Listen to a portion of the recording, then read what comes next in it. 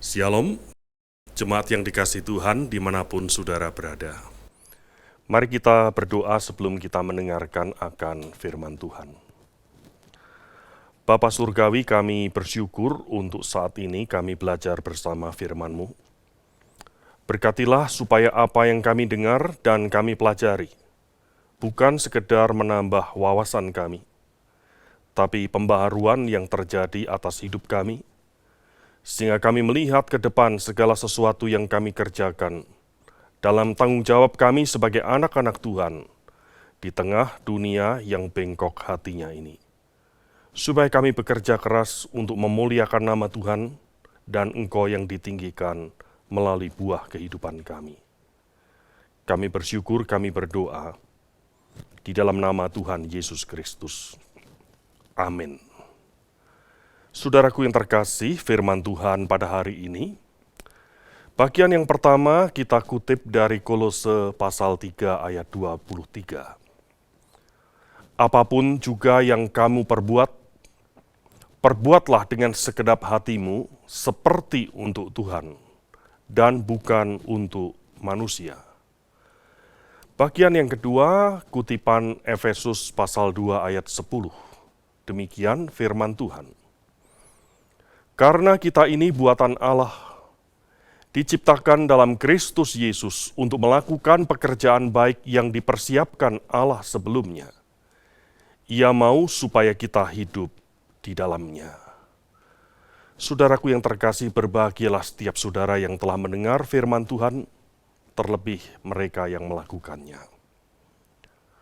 Dalam sebuah artikel yang berjudul Teologi dan Ekologi, seorang penulis bernama Elia Chasa mengatakan, manusia adalah ciptaan Tuhan.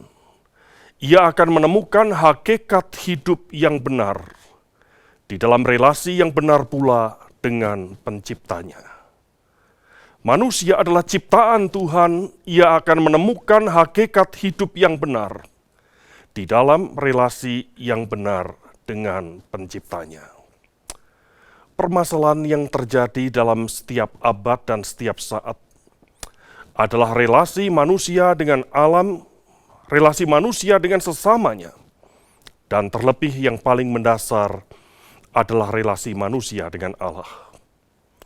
Saudaraku, kita merasakan peradaban manusia maju begitu pesat dan berbagai bentuk modernitas kita rasakan hari ini. Namun saudara, apa yang baik dari buah peradaban manusia itu, ternyata ada suatu realitas yang berbanding terbalik. Relasi manusia dengan ekologi, relasi manusia dengan manusia, dan relasi manusia dengan Allah. Kita melihat yang pertama permasalahan yang terjadi. Kita pernah mendengar tentang efek rumah kaca yang menghasilkan suatu efek berantai, efek domino yang kita sebut the global warming. Yang terjadi, ekosistem sudah tidak seimbang lagi. Dan hari ini kita merasakan bencana alam secara global yang kita kenal dengan La Nina. La Nina ini kenal dekat juga dengan El Nino. Apa bedanya? La Nina adalah bencana karena kita merasakan curah hujan yang terlalu banyak, terjadi banjir, longsor di mana-mana. Sedangkan El Nino kita rasakan kekeringan yang melanda berbagai tempat, sehingga kita rasakan orang gagal panen dari ladang, dari sawah yang mereka kelola. Saudaraku yang terkasih, kita melihat efek global warming ini luar biasa, di mana varian penyakit manusia bertambah dan usia manusia, tumbuhan, dan hewan lebih pendek. Dan diperkirakan jumlah pangan itu suatu kali tidak sebanding dengan apa yang dibutuhkan oleh manusia dalam perkembangan populasi secara global. Saudaraku yang terkasih, efek global warming ini terjadi di mana saja, termasuk di negeri kita. Yang kedua, kita melihat permasalahan yang terjadi adalah potensi konflik sesama manusia. Mulai konflik horizontal dari internal sebuah bangsa yang hari ini kita dengar bersama di berbagai media sosial. Negara Ethiopia mengalami konflik, Myanmar mengalami konflik. Negeri kita pun tidak lepas daripada konflik potensi secara internal itu. Bahkan konflik bisa saja terjadi. Bangsa bangkit melawan bangsa, menghangatnya komunikasi, hubungan antara Amerika dengan China yang kita sering dengar konflik Laut China Selatan. Potensi konflik sesama manusia ini terjadi dan selalu terjadi. Dan hari ini pun sedang mengalami suatu potensi konflik yang kita harapkan konflik itu tidak berkembang menjadi sebuah peperangan, bukan. Yang ketiga, saudaraku, kita melihat ateisme dan sekulerisme itu berkembang begitu pesat. Apa itu ateisme? Orang yang tidak percaya adanya Allah. Apa itu sekulerisme? Orang yang hidup memisahkan diri dari segala tatanan nilai yang diungkapkan oleh berbagai agama yang hadir di muka bumi. Saudaraku, manusia modern lebih cenderung memilih hidup tanpa campur tangan Allah.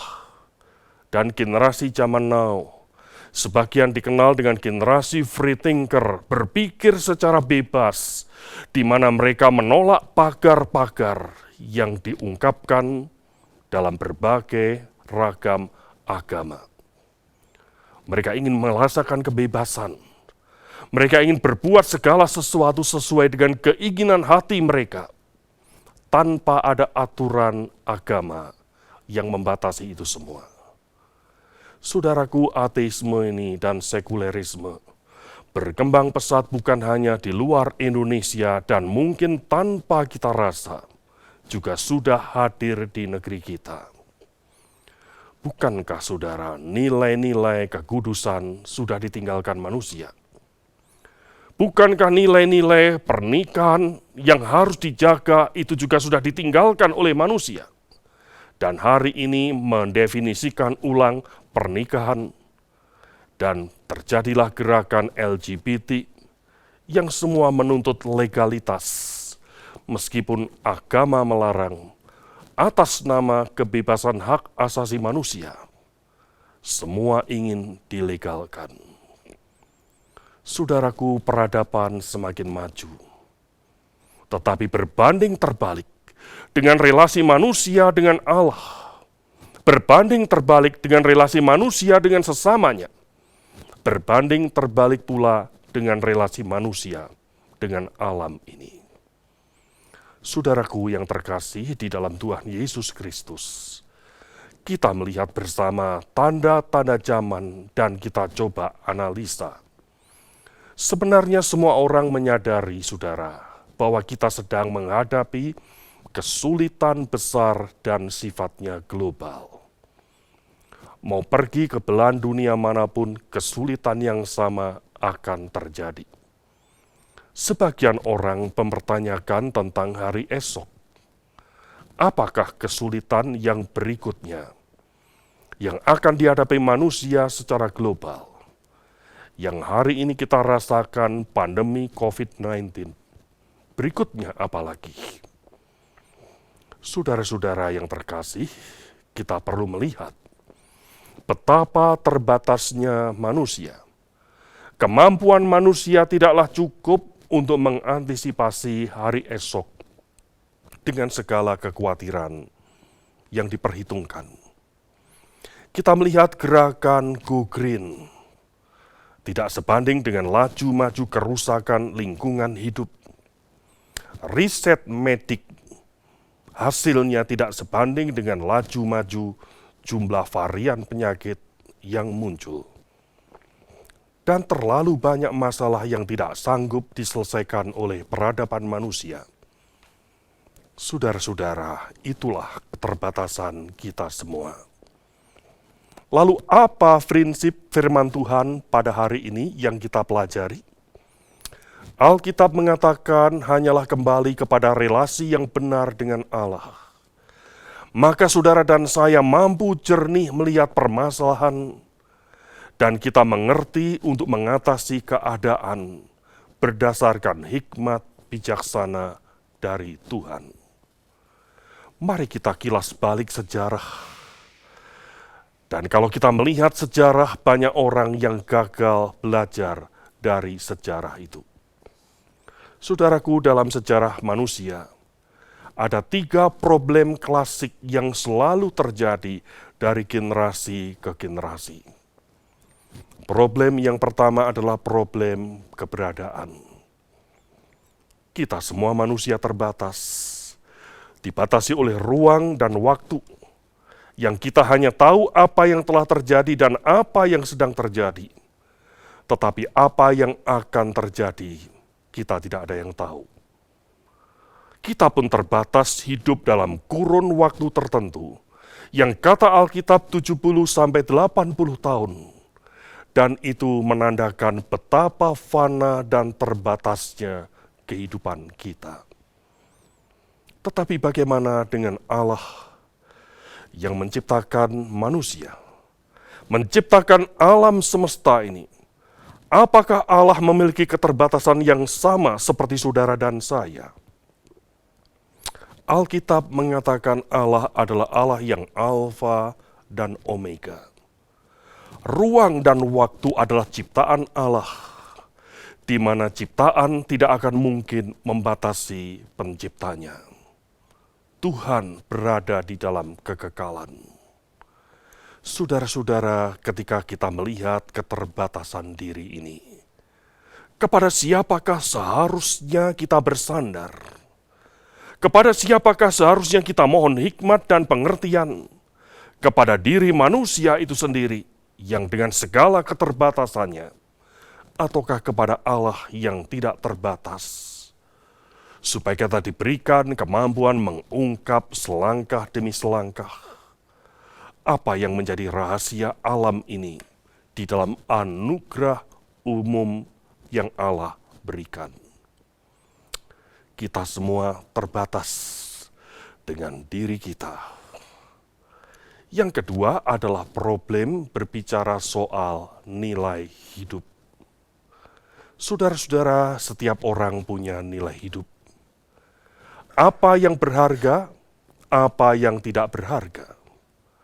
Apa yang dikejar, apa yang kita cari, yang menghabiskan mayoritas daripada umur kita yang 70 sampai 80 tahun itu. Alkitab mencatat, oleh karena kita semua manusia yang berdosa itu, maka sistem nilai yang menjadi prinsip hidup yang kita pegang. Apa yang berharga di hadapan Allah, manusia tidak bisa menghargainya.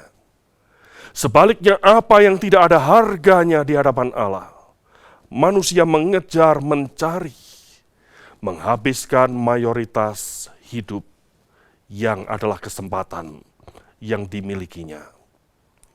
Saudara-saudara, kemanakah langkah hidup kita yang kita perjuangkan, yang menghabiskan sekian waktu dalam hidup kita, bahkan secara akumulasi sebagian besar waktu yang adalah kesempatan itu kita kejar, kita cari.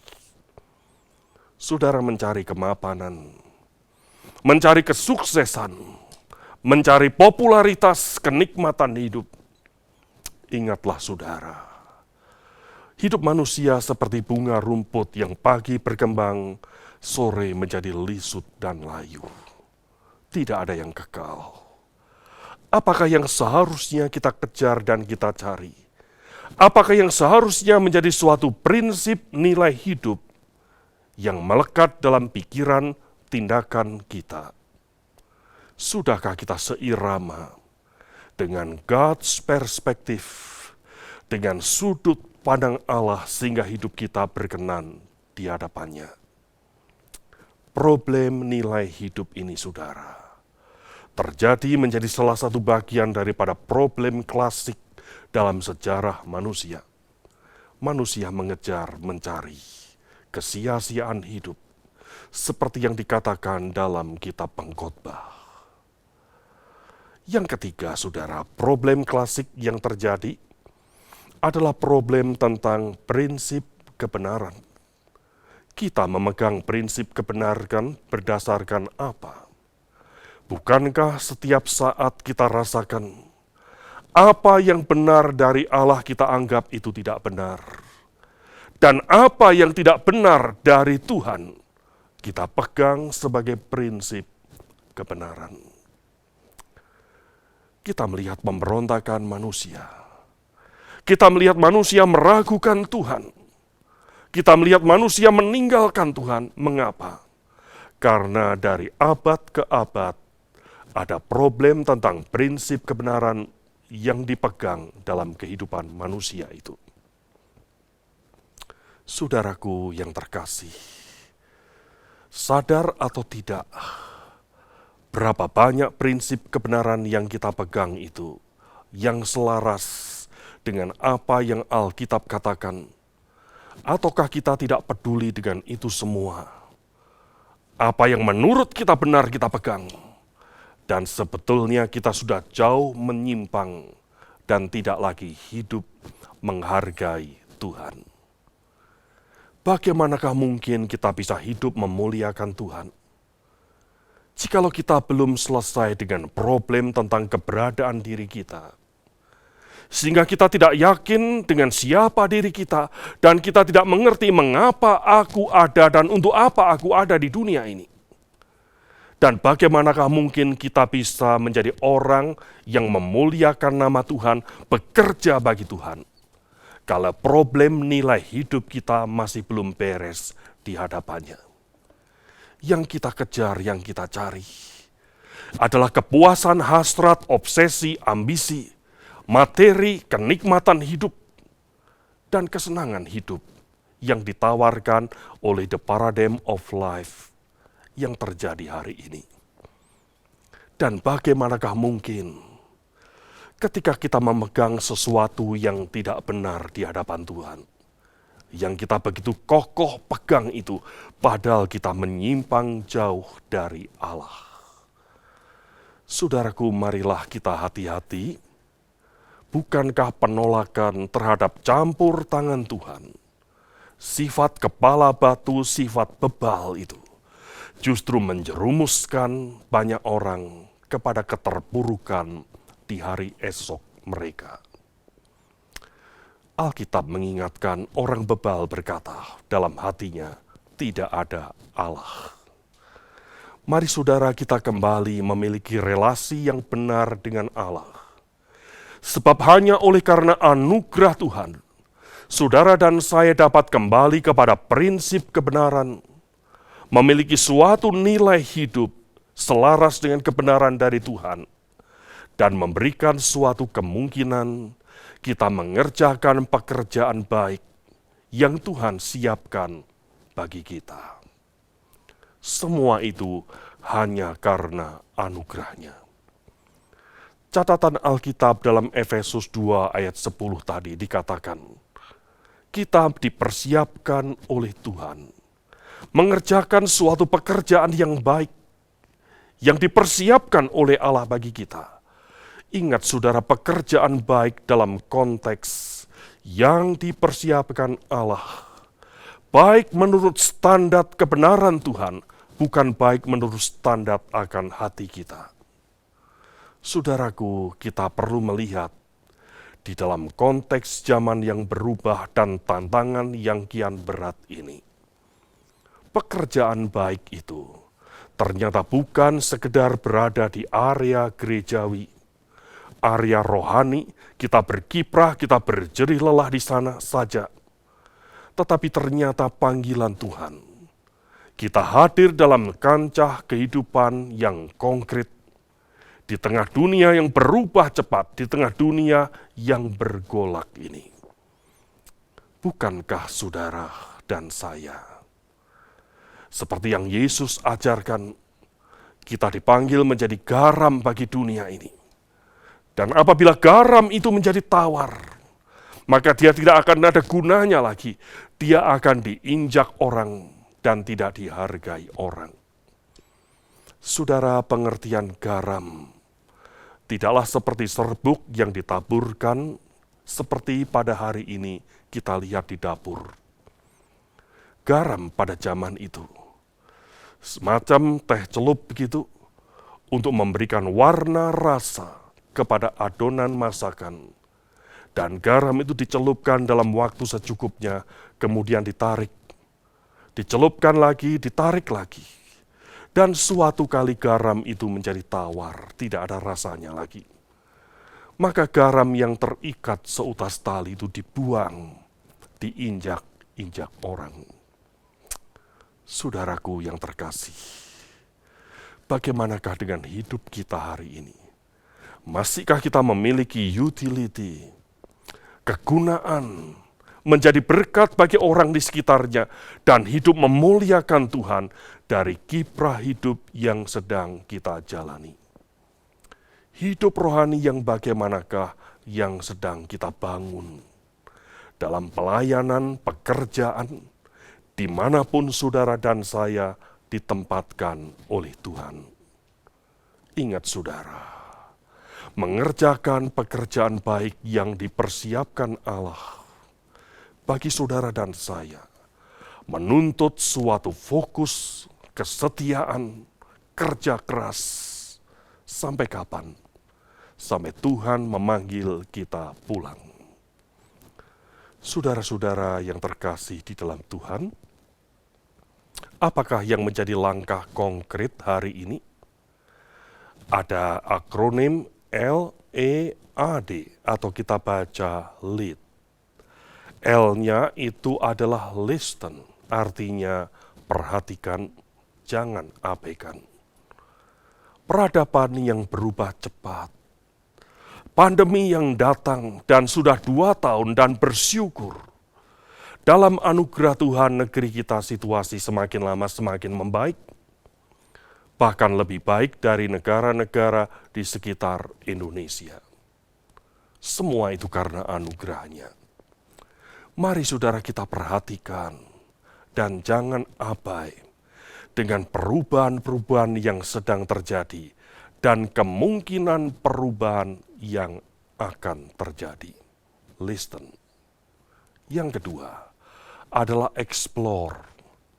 Kita kupas, kita perlu melihat sebab akibat risiko yang bisa terjadi. Jikalau kita mengabaikan risikonya apa? Jikalau kita sudah hati-hati, risiko masih ada, tetapi kita sudah siap untuk menghadapi keadaan risiko yang terburuk itu. Saudara-saudaraku yang terkasih, mengapa banyak orang kaget dengan permasalahan-permasalahan yang muncul secara tiba-tiba? Karena tidak pernah mengupas, tidak pernah melihat sebab akibat dan semua yang terjadi bukan karena kebetulan. Tetapi kita bisa antisipasi the worst risk, risiko yang terburuk, kalau kita mengamati sebab akibatnya. Yang ketiga adalah analyze. Kita mesti menganalisa, memilah apa yang disebut urgent, mendesak, apa yang disebut important, apa pula yang disebut necessary. Saudara-saudara, kerap kali kita sulit membedakannya. Andai kata kita punya sebuah mobil, saudara, mau pergi ke luar kota dalam perjalanan yang relatif jauh, manakah yang lebih penting? Aksesoris mobil, cat mobil diwarna lagi supaya lebih indah, atau mesin mobil, kelengkapan, dan lain sebagainya, sehingga mobil itu siap untuk kita bawa keluar kota. Nampaknya dalam hidup ini, kita perlu berlatih, melihat apa yang mendesak, apa yang penting, dan apa yang dibutuhkan. Kalau kita mengutamakan apa yang dibutuhkan, tidak akan ada habisnya. Barangkali itu tidak penting, bahkan tidak mendesak, memang dibutuhkan. Saudara yang dikasihi oleh Tuhan, secara urutan ketika kita menganalisa, nampaknya kita pilih ini lebih mendesak, maka itulah yang menjadi prioritas kita. Sisi yang berikutnya adalah sisi D, do the right things and do the things right. Lakukan hal-hal yang benar itu dengan cara yang benar pula. Sehingga apa yang kita lakukan dapat dipertanggungjawabkan di hadapan Allah dan di hadapan manusia. Saudara-saudara yang dikasihi oleh Tuhan, apa yang dapat kita simpulkan pada hari ini? Saudaraku yang terkasih, hakikat hidup yang benar ada di dalam relasi yang benar dengan Allah. Relasi yang benar dengan Allah itu membuahkan hidup dalam kebenaran yang sejati. Saudara dan saya dapat hidup benar di hadapan Allah. Bukan melakukan sesuatu yang muncul yang baik, yang bernilai dari dalam diri kita, bukan. Tapi semata-mata karena anugerah Tuhan, sehingga saudara dan saya mampu mengerjakan apa yang baik di hadapan Tuhan. Mari saudara kita bekerja keras, memberikan yang terbaik sesuai dengan kapasitas yang Allah titipkan dalam hidup saudara. Positioning yang saudara punya, memakai kesempatan yang ada, supaya nama Tuhan dipermuliakan. Sehingga segala sesuatu yang kita kerjakan, bukannya untuk aku lagi, melainkan untuk Kristus yang hidup di dalam aku. Sehingga hidup kita berbuah lebat di tengah zaman yang semakin bengkok, yang semakin sulit, yang semakin tidak mudah ini. Maukah saudara? Mari kita tunduk kepala, kita berdoa. Bapa Surgawi, terima kasih untuk firman-Mu pada hari ini. Tolonglah supaya kami mampu mengerjakan pekerjaan baik yang Kau sediakan bagi kami, sehingga hidup kami berguna, bernilai untuk zaman yang berubah cepat dan tantangan zaman yang semakin berat ini. Dan semuanya itu karena anugerah-Mu. Sebagaimana yang Kau katakan, jika kami tinggal di dalam Engkau, kami berbuah lebat bagi kerajaan-Mu.